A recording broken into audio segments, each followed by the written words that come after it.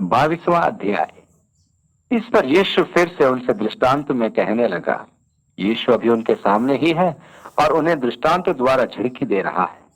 स्वर्ग का राज्य उस राजा के समान है जिसने अपने पुत्र का ब्याह किया, और उसने अपने दासों को भेजा कि नेवताहारियों को ब्याह के भोज में बुलाए, परंतु उन्होंने आना न चाहा। सबसे पहली बात तो यह है कि विवाह में नेवताहारी थे। राजा ने अपने दासों को भेजकर नेवताहारियों को बुलवाया, परंतु उन्होंने मना कर दिया। फिर उसने और दासों को यह कहकर भेजा कि नेवताहारियों से कहो, देखो मैं भोज तैयार कर चुका हूँ और मेरे बैल और पले हुए पशु मारे गए हैं और सब कुछ तैयार है, ब्याह के भोज में आओ। परंतु वे बेपरवाही करके चल दिए, कोई अपने खेत को, कोई अपने व्यापार को। और ने जो बच रहे थे उसके दासों को पकड़कर उनका अनादर किया और मार डाला। राजा ने क्रोध किया और अपनी सेना भेजकर उन हथियारों को नाश किया और उनके नगर को फूंक दिया।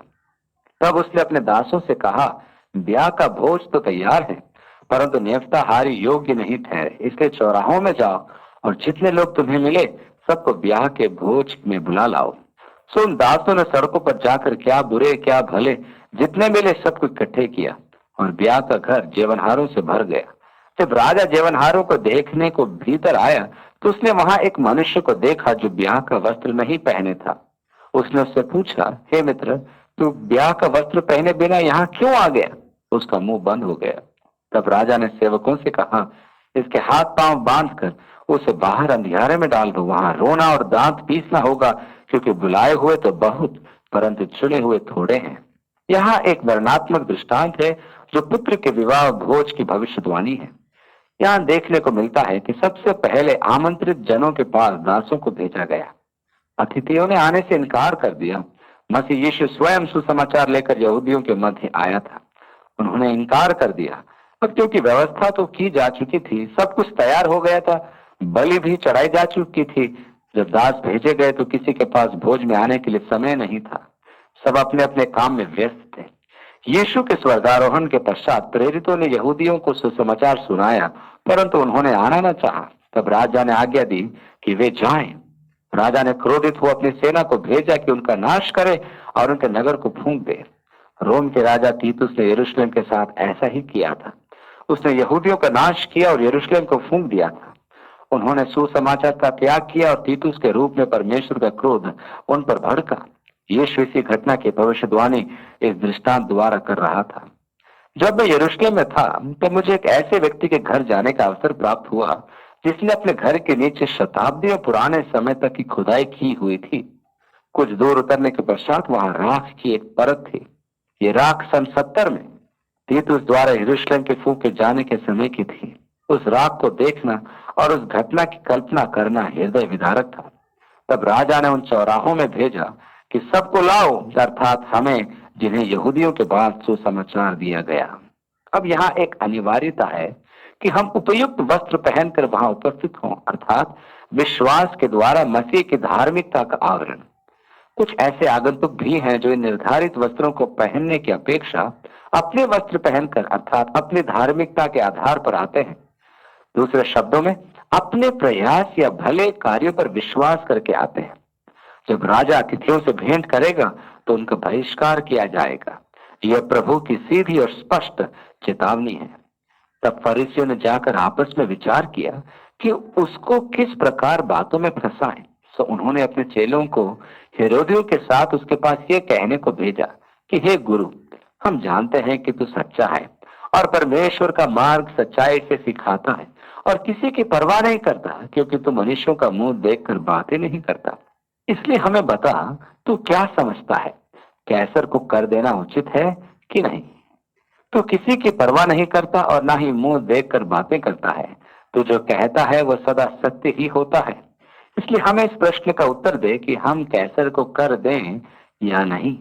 18वीं आयत में यीशु ने उनकी दुष्टता जानकर कहा, हे कपटियों, मुझे क्यों परखते हो? उनके विचार में ऐसा कुटिल प्रश्न यीशु को हाँ और ना दोनों में फंसा देगा। यदि वह हाँ कहेगा तो सब यहूदी उससे रुष्ट हो जाएंगे, और यदि वह ना कहेगा तो वह रोम का विद्रोही सिद्ध होगा और वे उसकी शिकायत कर उसे उस अभियोग में बंदी बनवा देंगे। यहूदी लोग रोमी साम्राज्य के अधीन थे। परंतु वे उसकी सत्ता को स्वीकार नहीं करते थे। उनका कहना था, हम मनुष्य के दासत्व में नहीं हैं। वे कर देने से तो अत्यधिक घृणा करते थे। इसी कारण इन दुष्टों ने सोचा कि यदि यीशु ने हाँ कह दिया तो सब यहूदी उसका त्याग कर देंगे। उनकी दुष्टता को पहचान कर उसने कहा, हे कपटियों, मुझे क्यों परखते हो? कर का सिक्का मुझे दिखाओ। तब वे उसके पास एक दिनार ले आए। उसने उनसे पूछा, यह मूर्ति और नाम किसका है? उन्होंने उससे कहा, कैसर का। तब उसने उनसे कहा, जो कैसर का है वह कैसर को, और जो परमेश्वर का है वह परमेश्वर को दो। ये सुनकर उन्होंने अचंभा किया और उसे छोड़कर चले गए। अरे, ये तो बच निकला। उसी दिन सदूकी जो कहते हैं कि मरे हुओं का पुनरुत्थान है ही नहीं, वे पुनरुत्थान, स्वर्गदूत तथा आत्मा में विश्वास नहीं रखते थे। वे अपने युग के सांसारिक जन और तर्क शास्त्री थे। उसी दिन सदूकी जो कहते हैं कि मरे हुओं का पुनरुत्थान है ही नहीं, उसके पास आए और उससे पूछा कि हे गुरु, मूसा ने कहा था कि यदि कोई बिना संतान मर जाए तो उसका भाई उसकी पत्नी को ब्याह करके उसके लिए वंश उत्पन्न करे। अब हमारे यहाँ 7 भाई थे। पहला ब्याह करके मर गया और संतान न होने के कारण अपनी पत्नी को अपने भाई के लिए छोड़ गया। इसी प्रकार दूसरे और तीसरे ने भी किया और 7 तक यही हुआ। सबके बाद वह स्त्री भी मर गई। सो जी उठने पर वो उन 7 में से किसकी पत्नी होगी, क्योंकि वह सबकी पत्नी हो चुकी थी। यीशु ने उन्हें उत्तर दिया कि तुम पवित्र शास्त्र और परमेश्वर की सामर्थ्य नहीं जानते, इस कारण भूल में पड़ गए हो। क्योंकि जी उठने पर ब्याह शादी न होगी, परंतु वे स्वर्ग में परमेश्वर के दूतों की नाई होंगे। परंतु मरे हुओं के जी उठने के विषय में क्या तुमने वचन नहीं पढ़ा, जो परमेश्वर ने तुमसे कहा कि मैं इब्राहिम का परमेश्वर और इसहाक का परमेश्वर और याकूब का परमेश्वर हूँ। वह तो मरे हुओं का नहीं परंतु जीवितों का परमेश्वर है। ये सुनकर लोग उसके उपदेश से चकित हुए। जब फरीसियों ने सुना कि उसने सदूकियों का मुंह बंद कर दिया है तो वे इकट्ठे हुए, और उनमें से एक व्यवस्थापक ने परखने के लिए उससे पूछा, हे गुरु, व्यवस्था में कौन सी आज्ञा बड़ी है? वह तो अपने मन में यह सोच रहे थे कि अपने कथनानुसार वे पुनरुत्थान को मूर्खता सिद्ध करेंगे। आज भी कुछ ऐसे जन हैं जो पुनरुत्थान को नहीं समझने के कारण भूल करते हैं, क्योंकि वे धर्मशास्त्र और परमेश्वर के सामर्थ्य से अनभिज्ञ हैं। आज के तर्कशास्त्रियों के अनुसार यदि किसी का हृदय दूसरा लगाया गया है और हृदय दान करने वाला भी मसीह विश्वासी है, तो पुनरुत्थान के दिन वो हृदय किसका होगा? यदि एक व्यक्ति मर जाता है और गाड़ दिया जाता है, उसकी देह विघटित होकर मिट्टी में व्याप्त हो जाती है।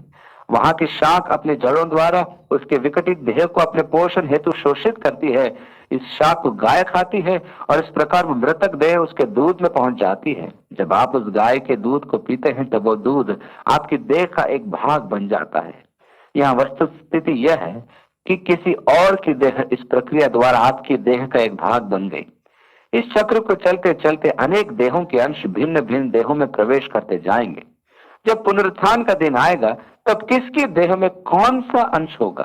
कहने का अर्थ यह है कि वे पुनरुत्थान को मूर्खता का विचार सिद्ध करना चाहते थे। यीशु ने उन्हें उत्तर दिया कि तुम पवित्र शास्त्र को नहीं जानते। पवित्र शास्त्र को न जानने के कारण अनेक जन भूल करते हैं और इससे अधिक परमेश्वर के सामर्थ्य को नहीं जानते। इस विषय के पक्ष में या विपक्ष में हम देखेंगे पौलुस क्या कहता है। आपको यह कहे कि मुर्दे किस रीति से जी उठते हैं और कैसी देह के साथ आते हैं। हे निर्बुद्धि, जो तू बोता है जब तक वह न मरे जिलाया नहीं जाता, और जो कुछ तू बोता है यह वह देह नहीं जो उत्पन्न होने वाली है, परंतु निरादान है, चाहे गेहूं का चाहे किसी और अनाज का, परंतु परमेश्वर अपनी इच्छा के अनुसार उसको देह देता है। अतः जो आप बोते हैं वह नहीं जो उगता है, क्योंकि आपने तो मात्र एक दाना बोया, परंतु उसकी देह परमेश्वर ने अपनी इच्छा के अनुसार रची। हमारी देह नहीं होगी। हम जानते हैं कि जब ये सांसारिक तंबू या मंडप अर्थात हमारी देह नष्ट हो जाएगी, तब हमें परमेश्वर की रचना प्राप्त होगी, जो हस्त निर्मित नहीं परंतु स्वर्गिक और अनंत होगी। जब मनुष्य धर्मशास्त्र को नहीं पढ़ता है तो वह अनेक काल्पनिक समस्याएं उत्पन्न करता है। यहाँ भी यही भूल का प्रमाण है। यीशु ने कहा, जी उठने पर ब्याह शादी न होगी, परंतु वे स्वर्ग में परमेश्वर के दूतों की नाई होंगे। विवाह का मुख्य उद्देश्य है संतान के लिए एक भली और सुरक्षित वातावरण तैयार करना, जिसमें उसका पालन पोषण हो। यही परमेश्वर का उद्देश्य था कि दो जीवन प्रेम में जोड़े जाएं, जिससे कि उनके संतान के लिए प्रेम से पूर्ण एक अच्छा और स्वस्थ वातावरण तैयार हो। अब स्वर्ग में हमारे संतान तो उत्पन्न होगी नहीं, इसलिए हम पवित्र स्वर्गदूतों के नाई होंगे जिनमें विवाह नहीं होता है। हम क्या होंगे? प्रभु ने हमारे लिए कुछ आश्चर्य की बातें रखी हैं जिन्हें हम नहीं जानते। यदि हम कुछ कहे तो वह कल्पना मात्र होगी और व्यर्थ की बात ठहरेगी। 31वीं आयत में, परंतु मरे हुओं के जी उठने के विषय में वे इस विचार के विपक्ष में थे, परंतु यीशु ने कहा, क्या तुमने ये वचन नहीं पढ़ा है जो परमेश्वर ने तुमसे कहा कि मैं इब्राहिम का परमेश्वर और इसहाक का परमेश्वर और याकूब का परमेश्वर हूँ? परमेश्वर ने निर्गमन 3 उसके 6 में ये कहा था, जबकि इब्राहिम, इसहाक और याकूब तो कब के मर चुके थे। यीशु ने कहा, वह तो मरे हुओं का नहीं परंतु जीवितों का परमेश्वर है। इसका अर्थ यह हुआ कि वे जीवित हैं, परंतु सांसारिक नहीं, अपितु पुनरुत्थान की देह में है। जब जन समूह ने यह सुना तो उसके सिद्धांत पर अचंभा किया। जब फरीसियों ने सुना, उसके सदुकियों का मुंह बंद कर दिया, तो वे इकट्ठे हुए और उनमें से एक व्यवस्थापक ने परखने के लिए उससे पूछा, हे गुरु, व्यवस्था में कौन सी आज्ञा बड़ी है? उसने उससे कहा, तो परमेश्वर अपने प्रभु से अपने सारे मन और अपने सारे प्राण और अपनी सारी बुद्धि के साथ प्रेम रख। बड़ी और मुख्य आज्ञा तो यही है, और उसी के समान ये दूसरी भी है कि तू अपने पड़ोसी से अपने समान प्रेम रख। यही दो आज्ञाएं सारी व्यवस्था और भविष्यद्वक्ताओं का आधार है। पौलुस ने कहा कि व्यवस्था प्रेम में पूर्ण होती है, और जो प्रेम रखता है उसने व्यवस्था को पूरा किया है।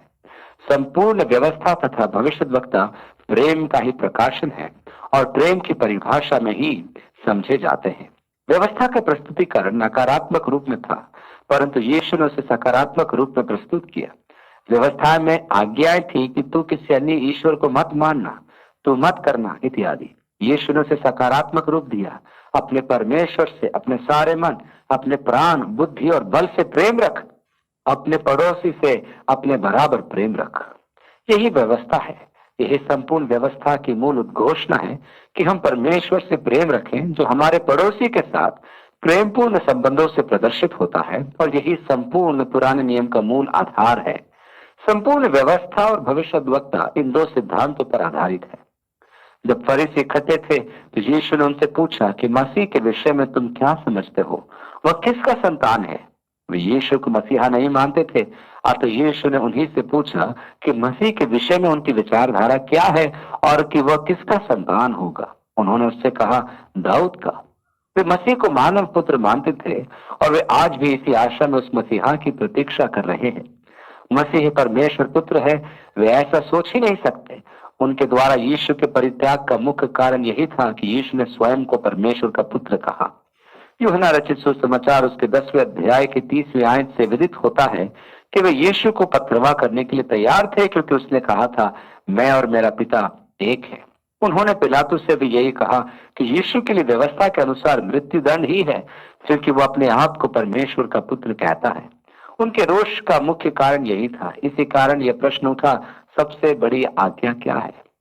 यहूदियों की प्रार्थना सीमा हमारा प्रभु परमेश्वर एक ही है यह थी, और तू अपने प्रभु परमेश्वर से अपने संपूर्ण मन, प्राण, बुद्धि और शक्ति से प्रेम रख।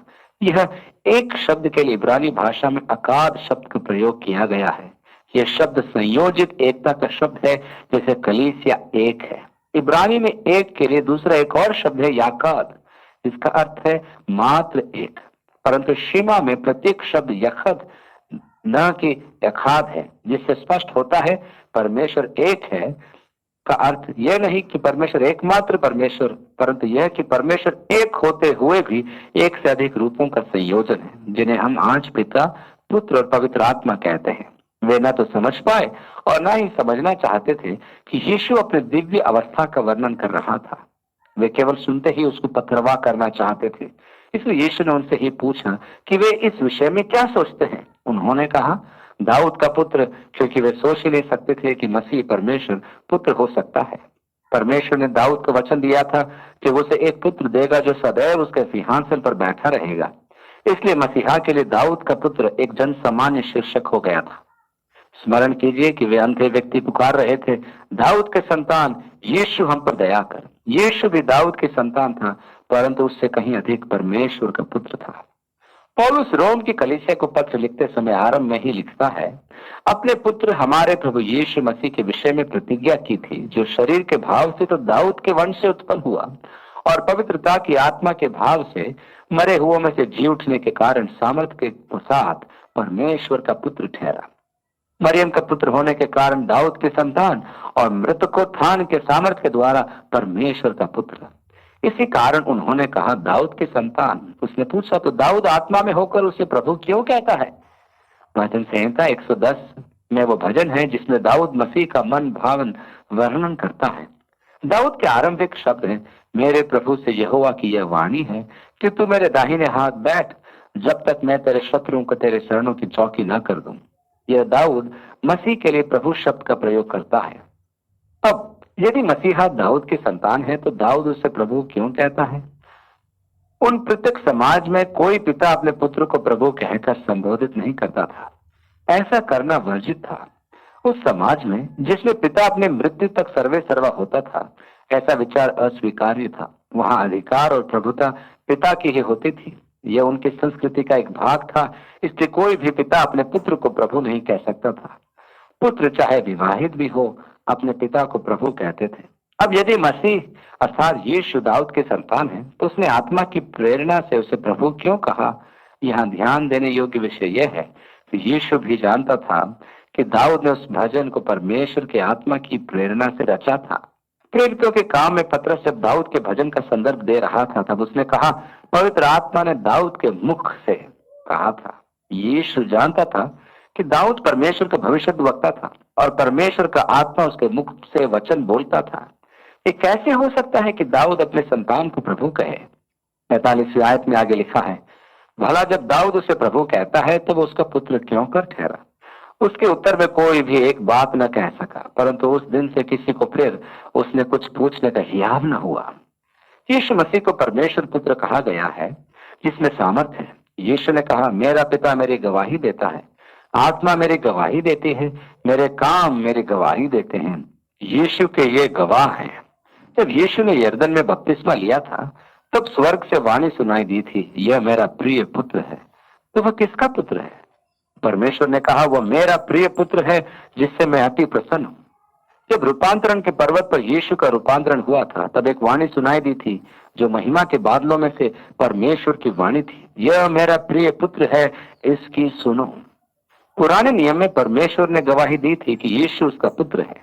देखिए भजन संहिता के 2 अध्याय में उसने कहा, तू मेरा पुत्र है, आज तो मुझसे उत्पन्न हुआ है। 2 शमूएल की पुस्तक उसका 7वें अध्याय की 14वीं आयत में परमेश्वर दाऊद को वचन दे रहा है कि मसीह उसके वंश में से आएगा, मैं उसकी राजगद्दी को सदैव स्थिर रखूंगा, मैं उसका पिता ठहरूंगा और वह मेरा पुत्र ठहरेगा। यशायाह उसके 9वें अध्याय की 6ठी आयत में लिखा है, क्योंकि हमारे लिए एक बालक उत्पन्न हुआ, हमें एक पुत्र दिया गया है। यहाँ मसीह के जन्म के प्रति 2 दृष्टिकोण हैं। पहले एक बालक उत्पन्न हुआ, दाऊद के नगर में एक उद्धारकर्ता का जन्म हुआ जो मसीह और प्रभु है। फिर हमें एक पुत्र दिया गया, परमेश्वर ने अपने इकलौता पुत्र दे दिया। प्रभुता उसके कांधों पर होगी और उसका नाम अद्भुत, युक्ति करने वाला, पराक्रमी, परमेश्वर, अनंत काल का पिता और शांति का राजकुमार रखा जाएगा। यह एक निर्णायक भविष्यवाणी है। उसके राज्य और शांति का अंत नहीं होगा, परंतु उसे दिया गया पुत्र होना आवश्यक है। यशायाह के 7वें अध्याय की 14वीं आयत में लिखा है, इस कारण प्रभु आप ही तुमको एक चिन्ह देगा। सुनो, एक कुमारी गर्भवती होगी और पुत्र जनेगी और उसका नाम इम्मानुएल रखेगी, जिसका अर्थ है परमेश्वर हमारे साथ। मसीह के विषय में तुम क्या समझते हो? वह किसकी संतान है? आज ये प्रश्न हम सब के लिए महत्वपूर्ण है। आप मसीह के विषय में क्या समझते हैं? वह किसका पुत्र है? वह या तो नासरत के किसी पुरुष का पुत्र है या फिर परमेश्वर का पुत्र है। प्रमाणों के आधिक्य से यही सिद्ध होता है कि वह परमेश्वर का पुत्र है। इस प्रश्न पर आपका उत्तर और आपका दृष्टिकोण अत्यधिक महत्वपूर्ण है। यीशु ने कहा कि पिता उसकी गवाही देता है। यह सत्य है, पिता ने संपूर्ण पुराने नियम में उसकी गवाही दी है। पवित्र आत्मा ने दाऊद के मुख से उसकी गवाही दी थी। वचन उसकी गवाही देता है, उसके काम उसकी गवाही देते हैं। पतरस ने कहा था एक बार, हम प्रत्यक्ष गवाह हैं, हमने अपनी आंखों से देखा है, इन सब से अधिक हमारे पास भविष्यवाणी का वचन है। अतः आज यह एक महत्वपूर्ण प्रश्न है, आप मसीह के विषय में क्या समझते हैं? आगे हम 23वें अध्याय का अध्ययन करेंगे। यह अध्याय मेरा अत्यधिक प्रिय अध्याय है। यीशु ने जिस प्रकार का स्वभाव उन कपटियों को दर्शाया, मुझे बहुत ही अच्छा लगता है। कुछ लोगों का कहना है कि ये यीशु मसीह के स्वभाव से मेल नहीं खाता। मुझे तो वहां कुछ भी उससे बेमेल दिखाई नहीं देता। सत्य तो यह है कि उन अध्यायों में मुझे यीशु की कार्य प्रणाली बहुत ही अच्छी लगती है। फिर यीशु ने उन्हें खरी खोटी सुनाई तो अच्छा ही किया। उसके बाद 24वें अध्याय में और भी अत्यधिक रोचक बातें हैं, क्योंकि उसमें यीशु अपने शिष्यों को अंत समय के चिन्ह बताता है। जब हम मसीह के आगमन के चिन्हों का अध्ययन करेंगे तो हमें अपने आसपास के संसार को देखकर बोध हो जाएगा कि अब उसके आगमन का समय आ गया है। यीशु के नाम में आमीन।